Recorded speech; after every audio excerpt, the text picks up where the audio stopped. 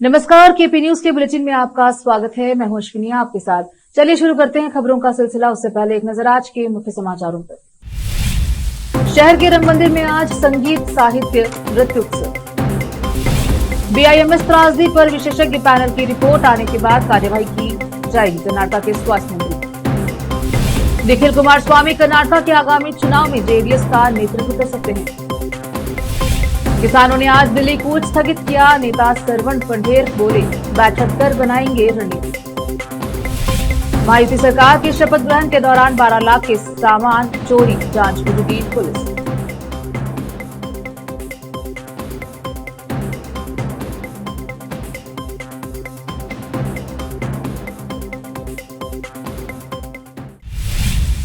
समाचारों का सिलसिला शुरू करते हुए देखते हैं समाचार विस्तार से। बीदर शहर के रंग मंदिर में आज संगीत, साहित्य, नृत्य उत्सव शोभा कला संगीत, साहित्य और संस्कृति ट्रस्ट द्वारा आयोजित किया गया।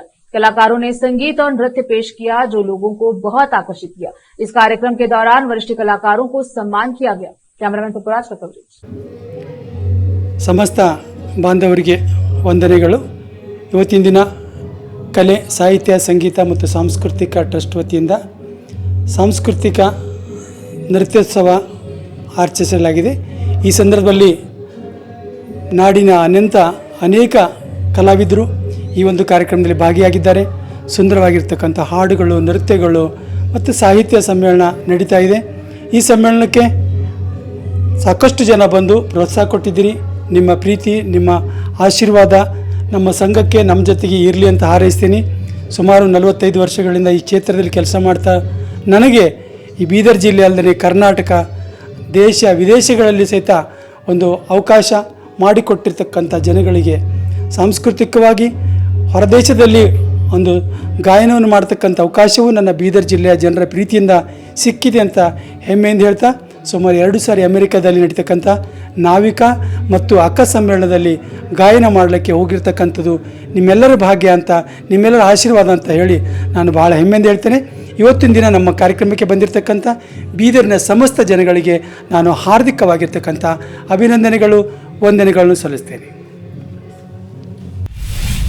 रोकते हैं समाचारों का सिलसिला, लेते हैं छोटा सा break.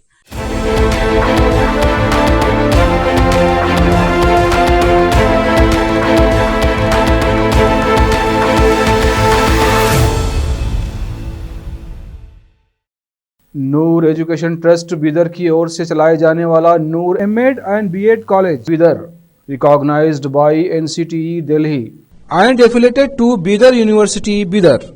Admission are open for the academic year 2024-25.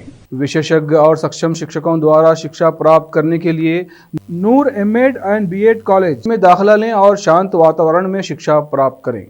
Bidar शहर में बेहतर शिक्षा का एकमात्र केंद्र Noor MEd and BEd college, Shahpur gate, Bidar. Phone numbers 9945283920, 8482221297।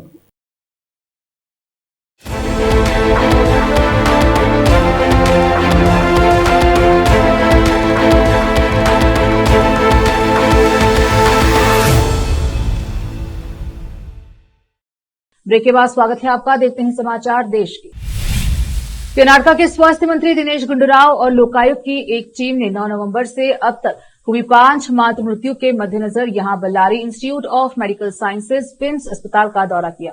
अपने दौरे के दौरान मंत्री ने कहा कि राज्य सरकार ने बिम्स अस्पताल में हुई त्रासदी को गंभीरता से लिया है और बेलगावी में सोमवार से शुरू होने वाले शीतकालीन सत्र में इस पर चर्चा की जाएगी। उन्होंने कहा कि गहन चर्चा के बाद कोई निर्णय लिया जाएगा। लोकायुक्त टीम ने इस जिला अस्पताल और बिम्स में फार्मास्यूटिकल इकाई का दौरा किया और वहां के कर्मचारियों से जानकारी एकत्र की। गुंडूराव ने कहा कि मातृ मृत्यु के कारणों की जांच के लिए विशेषज्ञों की एक समिति गठित की जाएगी। समिति की रिपोर्ट के आधार पर कार्यवाही की जाएगी। मंत्री ने बताया कि कर्नाटक राज्य औषधि रसद और भंडारण सोसाइटी ने आईवी रिंगर लैक्टेट घोल को उपयोग के लिए अनुपयुक्त घोषित किया था। हालांकि केंद्रीय औषधि प्रयोगशाला सीडीएल ने सकारात्मक रिपोर्ट जारी की थी। जवाब में स्पष्टीकरण के लिए drugs controller general of India DCGI को एक पत्र भेजा गया है। पश्चिम बंगाल फार्मास्यूटिक्स के खिलाफ अभियोजन आदेश जारी किया जाएगा। जेडीएस युवा विंग के अध्यक्ष निखिल कुमारस्वामी, जो हाल ही में चन्नपट्टना विधानसभा उपचुनाव हार गए थे, 2025 में होने वाले जिला और तालुका पंचायत चुनाव से शुरू होकर कर्नाटक में भविष्य के चुनाव में क्षेत्रीय पार्टी का नेतृत्व करने की संभावना है। पिछले महीने हुए उपचुनाव के अलावा केंद्रीय मंत्री एचडी कुमारस्वामी के बेटे और पूर्व प्रधानमंत्री एचडी देवेगौड़ा के पोते निखिल अपनी पिछली 2 चुनावी लड़ाइयां भी हार गए थे। 2019 का लोकसभा चुनाव मांड्या से जेडीएस कांग्रेस गठबंधन के उम्मीदवार के रूप में और 2023 का विधानसभा चुनाव रामनगर से एक सीट जो उनकी मां अनीता कुमारस्वामी ने उनके लिए त्याग दी थी। निखिल की लगातार तीसरी हार चन्नपट्टना में हुई। यह सीट उनके पिता कुमारस्वामी द्वारा इस साल मांड्या से लोकसभा के लिए चुने जाने के बाद खाली की गई थी। कर्नाटक मंत्रिमंडल ने अंततः बहुप्रतीक्षित सरजापुर से कोरमंगला और महकरी सर्कल होते हुए हेब्बाल मेट्रो लाइन को हरी झंडी दे दी है। शहर के उत्तरी और दक्षिणी हिस्सों को सेंट्रल बिजनेस डिस्ट्रिक्ट के जरिए जोड़ा जाना है और यह लाइन अन्य परिवहन साधनों के साथ मार्ग में 8 बिंदुओं पर जुड़कर मेट्रो आवागमन में पूरी तरह से क्रांति ला देगी। यात्रियों ने इसका बेसब्री से स्वागत किया है, लेकिन इसे अंतिम रूप देने में अभी भी लंबा समय लगेगा।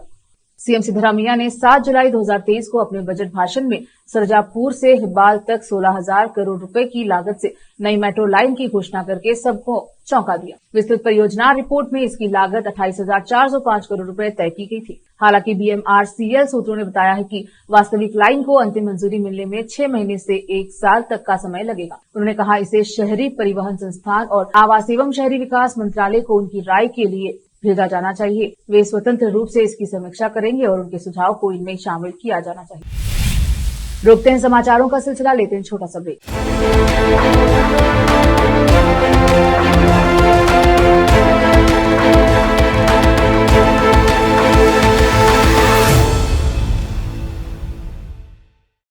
नूर एजुकेशन ट्रस्ट बीदर की ओर से चलाए जाने वाला Noor MEd and BEd college Bidar, recognized by NCTE Delhi and affiliated to Bidar University Bidar. Admission are open for the academic year 2024-25.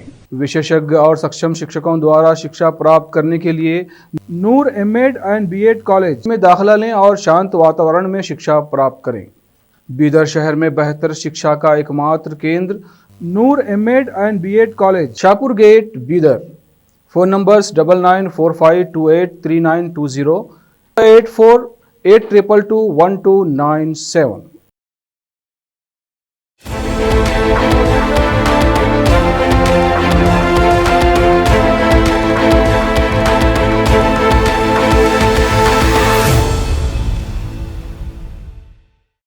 Break के बाद स्वागत है आपका। देखते हैं समाचार देश की।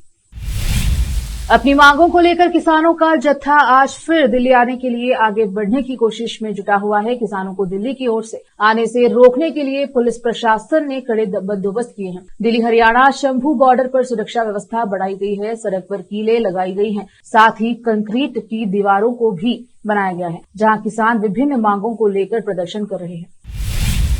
महाराष्ट्र में विधानसभा के चुनाव संपन्न हो गए हैं। एक चरण में 20 नवंबर को हुए मतदान की गणना 23 नवंबर को संपन्न हुई। मतगणना में महायुति को सरकार बनाने का जनादेश मिला। इसके बाद दक्षिण मुंबई के आजाद मैदान में 5 दिसंबर को महायुति सरकार के शपथ ग्रहण समारोह का आयोजन किया गया।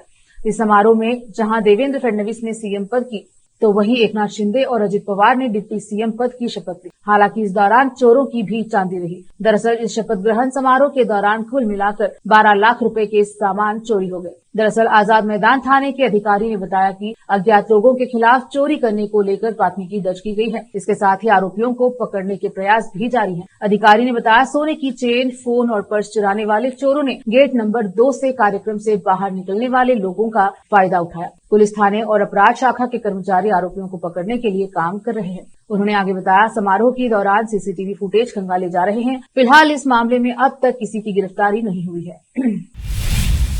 बांग्लादेश में हिंदुओं के खिलाफ अत्याचार जारी है। हिंदू मंदिरों को अब भी निशाना बनाया जा रहा है। बांग्लादेश के हिंदुओं पर हो रहे अत्याचार को लेकर भारत में नाराजगी देखने को मिल रही है। इसी बीच दरगाह हजरत निजामुद्दीन और बस्ती हजरत निजामुद्दीन के प्रमुख उलेमाओं और शहर के मुस्लिम निवासियों के एक प्रतिनिधिमंडल ने आज दिल्ली के उपराज्यपाल वीके सक्सेना से मुलाकात की और बांग्लादेश में हिंदू और अन्य अल्पसंख्यक समुदायों पर हो रहे हमलों पर गहरी चिंता व्यक्त की है। उन्होंने दोहराया है कि बांग्लादेश में अपने हिंदू भाइयों और अन्य अल्पसंख्यकों की स्थिति और देश में बिगड़ती स्थिति के बारे में चिंतित है। उन्होंने मांग की है कि निम्नलिखित कदमों पर गंभीरता से विचार किया जाए।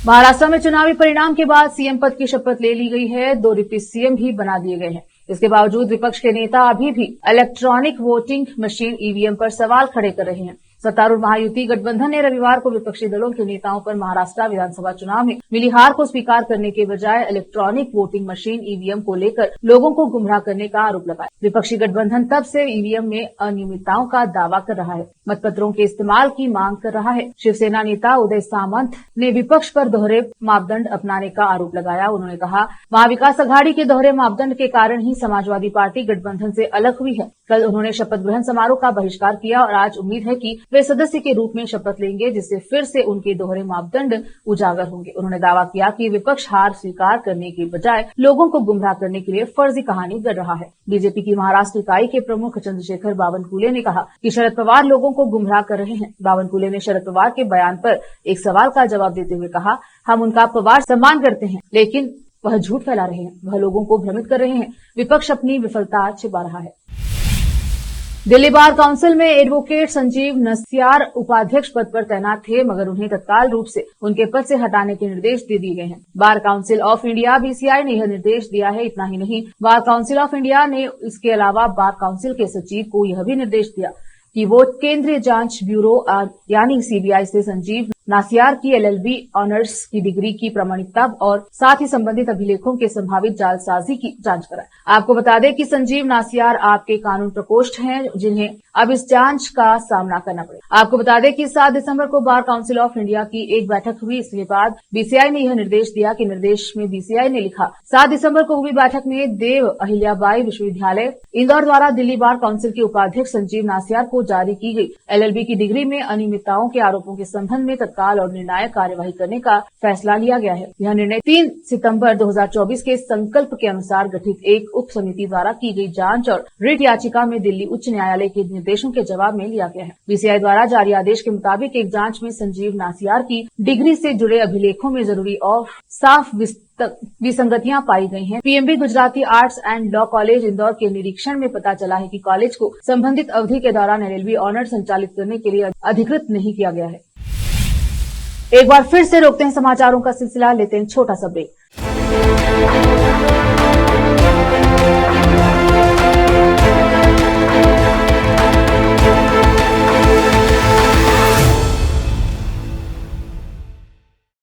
नूर एजुकेशन ट्रस्ट बीदर की ओर से चलाए जाने वाला Noor MEd and BEd college Bidar, recognised by NCTE Delhi and affiliated to Bidar university Bidar. Admission are open for the academic year 2024-25। विशेषज्ञ और सक्षम शिक्षकों द्वारा शिक्षा प्राप्त करने के लिए नूर एमएड एंड बीएड कॉलेज में दाखिला लें और शांत वातावरण में शिक्षा प्राप्त करें। बीदर शहर में बेहतर शिक्षा का एकमात्र केंद्र Noor MEd and BEd college, Shahpur gate, Bidar. Phone numbers 9945283920, 8482221297।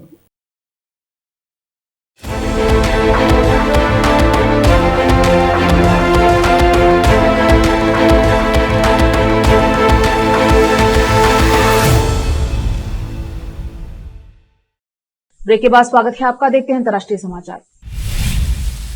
Syria में हालात लगातार बिगड़ते जा रहे हैं। विद्रोहियों ने सीरिया के 3 बड़े शहरों पर कब्जा कर लिया है। इनमें अलेप्पो, होम्स और दारा शहर शामिल हैं। विद्रोहियों ने राजधानी दमिश्क को घेर लिया है। सीरिया के विद्रोही गुट जिहादी हयात तहरीर अल शाम समूह प्रमुख अबू मोहम्मद अल गोलानी ने सीरिया से CNN को दिए एक इंटरव्यू में कहा था कि हमले का मकसद असद की सरकार को सत्ता से बेदखल करना है। अब सीरिया में तख्तापलट के आसार नजर भी आ रहे हैं। इसी बीच सीरिया के प्रधानमंत्री मोहम्मद गाजी जलाली ने एक वीडियो बयान जारी किया है। सीरिया के प्रधानमंत्री मोहम्मद गाजी जलाली ने कहा है कि वह शासन की बागडोर शांतिपूर्ण तरीके से विपक्ष को सौंपने को तैयार हैं। जलाली ने कहा, मैं अपने आवास पर ही हूं और कहीं नहीं गया हूं, और यह इसीलिए क्योंकि मुझे अपने देश से प्रेम है। उन्होंने कहा कि वह सुबह काम करने के लिए अपने कार्यालय जाएंगे। साथ ही उन्होंने सीरिया की नागरिकों से सार्वजनिक संपत्ति को नुकसान न पहुंचाने का आग्रह किया। प्रधानमंत्री जलाली ने राष्ट्रपति बशर अल असद के देश छोड़कर जाने संबंधी खबरों पर कोई प्रतिक्रिया नहीं दी। असद कहां हैं,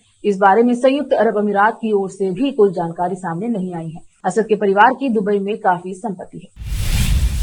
चीन ने ताइवान पर अपने दावों को लेकर दबाव बनाने की रणनीति के तहत द्वीप के पास 14 युद्धपोत, 7 सैन्य विमान और 4 गुब्बारे भेजे हैं। ताइवान के रक्षा मंत्रालय की ओर से यह जानकारी दी गई है। चीन ने ऐसे समय में ये सैन्य गतिविधियां की हैं जब ऐसी अटकलें लगाई जा रही थी कि ताइवान के राष्ट्रपति लाई चिंग-ते की अमेरिकी समेत प्रशांत क्षेत्र के सहयोगी देशों की हालिया यात्रा के जवाब में बीजिंग द्वीप के आसपास सैन्य अभ्यास कर सकता है। चीन 2 करोड़ 30 लाख लोगों की आबादी वाले स्वशासित ताइवान को अपने क्षेत्र मानता है और ताइवान के साथ अन्य देशों के औपचारिक संबंधों पर आपत्ति जताता है। अमेरिका समेत अधिकतर देश ताइवान को एक देश के रूप में मान्यता नहीं देने, लेकिन अमेरिका अनौपचारिक तौर पर ताइवान का प्रमुख समर्थक है और इसे हथियार बेचता है। चीन सरकार ने आवश्यकता पड़ने पर सैन्य बल के माध्यम से ताइवान पर कब्जा करने का संकल्प लिया है और अक्सर द्वीप के पास अपने पोत और सैन्य विमान भेजता है।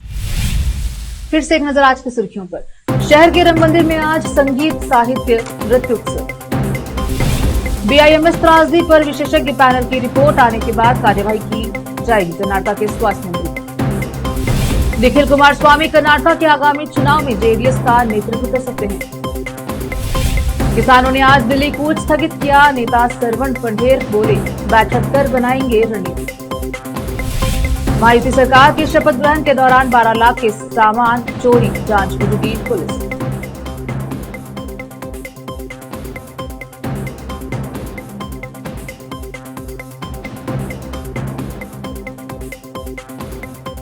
केपी न्यूज के बुलेटिन में अब तक के लिए इतना ही। देखते रहें केपी न्यूज 24/7। धन्यवाद।